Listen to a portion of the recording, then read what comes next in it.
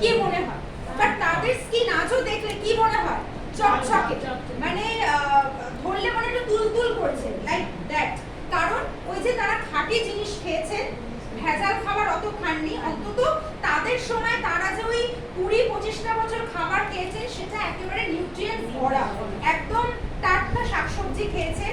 আর আজকে আমরা কি করি, প্রসেসড ফুড, বাইরে যাই যেটাই হাতের সামনে পাই, মনকে সান্ত্বনা দিলেও চোখকে সান্ত্বনা দেওয়া যায় না, ওইদিকেই ঘুরে চলে যায়।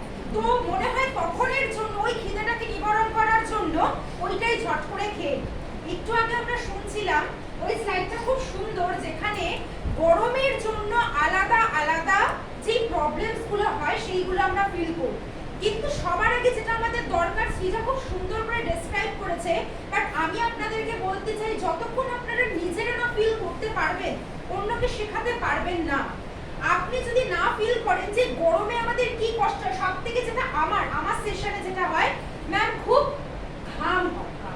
তো একটু আগে বুঝলেন যে ঘামটা হচ্ছে ন্যাচারাল ফেনোমেনা, যখন আপনি বাইরে যাচ্ছেন টেম্পারেচারের সঙ্গে ব্যালেন্স করার জন্য আপনার ঘাম হবে, এবং ঘাম হওয়াটাই ভালো।